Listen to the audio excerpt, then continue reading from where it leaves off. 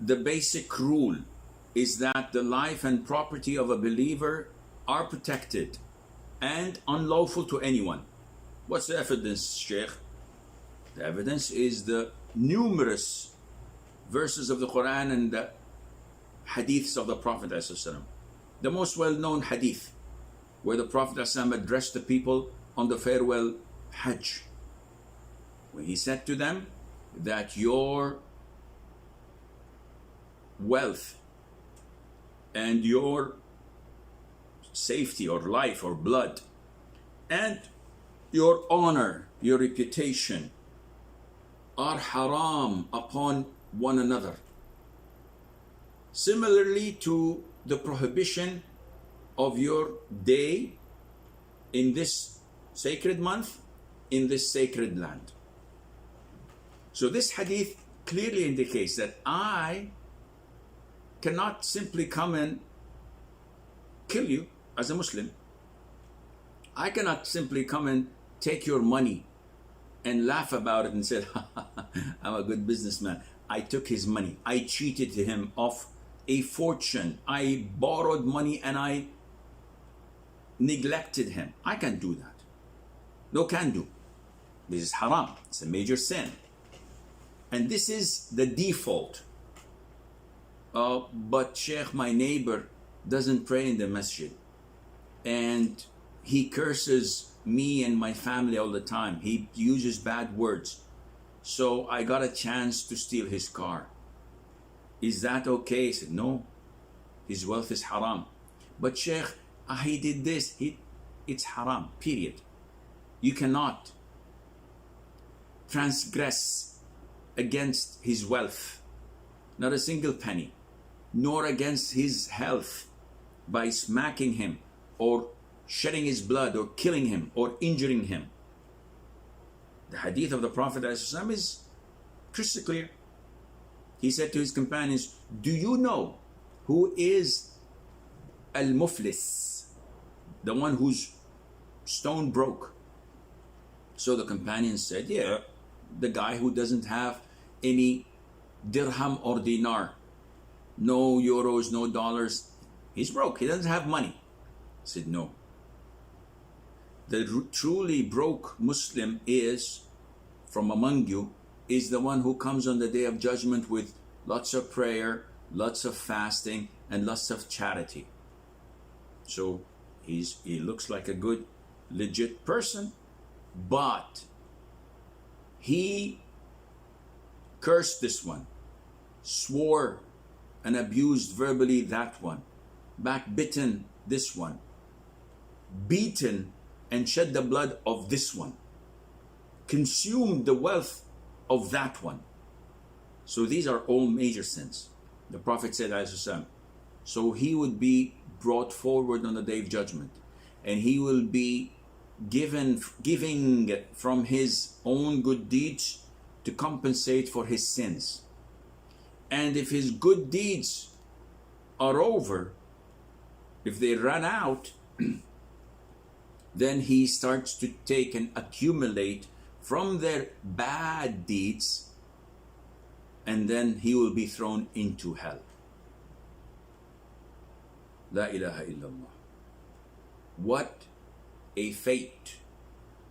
After all of these years that we had spent in this life, praying, fasting, giving charity, practicing Islam or pretending to be practicing Islam, this is your fate, because you transgressed upon others, and it's pay time.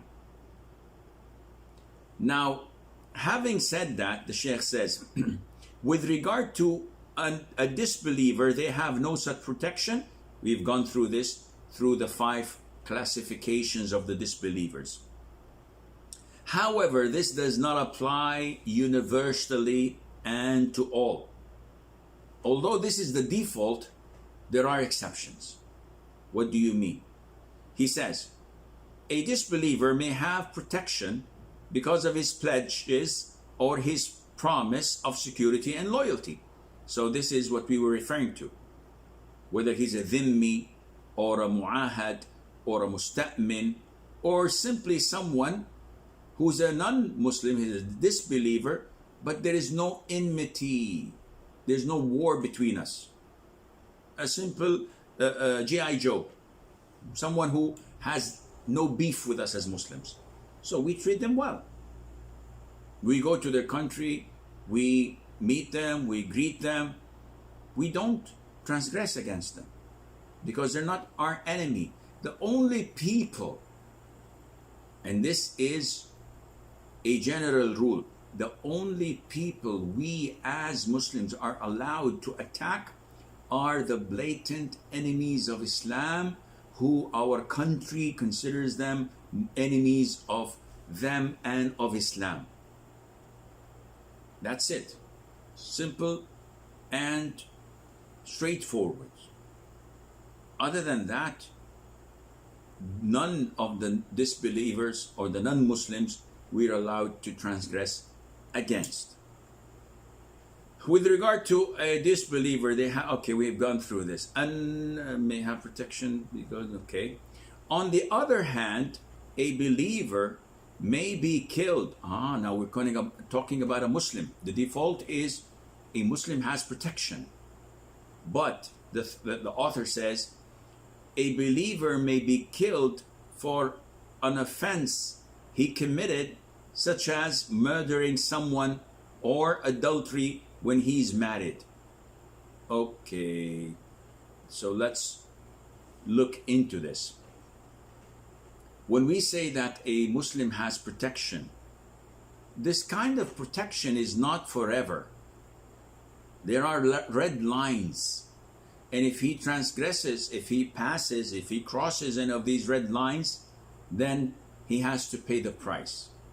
He's a Muslim, yes. If he transgresses and kills and murders another Muslim, and we spoke about this when we talked about the Islamic Fiqh, the jurisprudence course. When are we to execute a murderer? This is up to his family, his heirs. They can, number one, ask for a life for a life, an eye for an eye.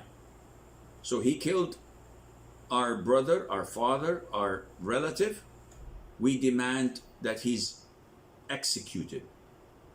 The Muslim ruler kills him. Or we may take the blood money, or we may forgive him altogether. So this is a murderer. And what about a Muslim man who is married or was previously married or is a widow and he commits adultery? And he either confesses or he's caught red-handed, and there are 4 male Muslim witnesses testifying that they've seen the genitals in one another.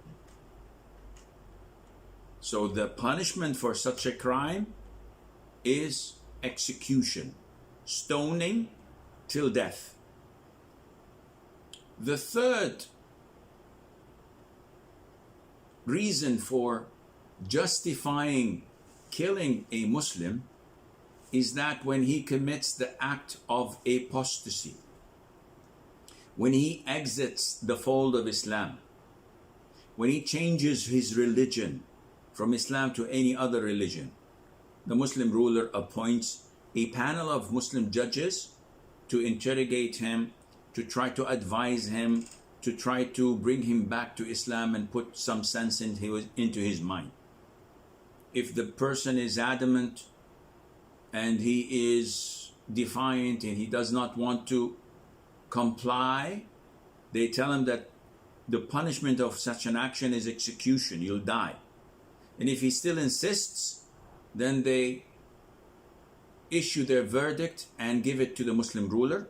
The Muslim ruler looks into it and then orders his directive for this person to be executed. These 3 cases were mentioned in the authentic hadith.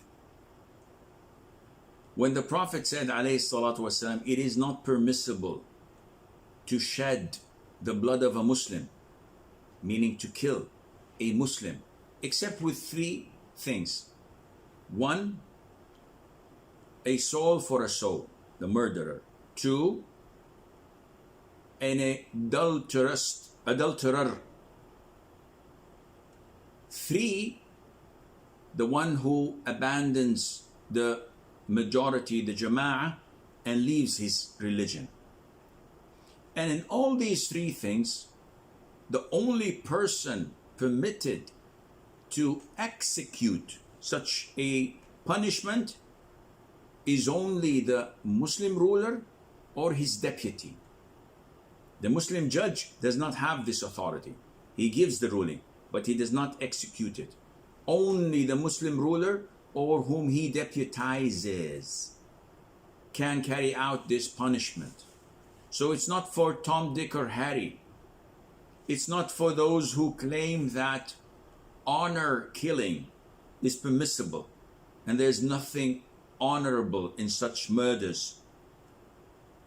A woman fornicates, her brother, her father are hot-blooded, they assign someone to kill her. This is murder, and they will be admitted to hellfire.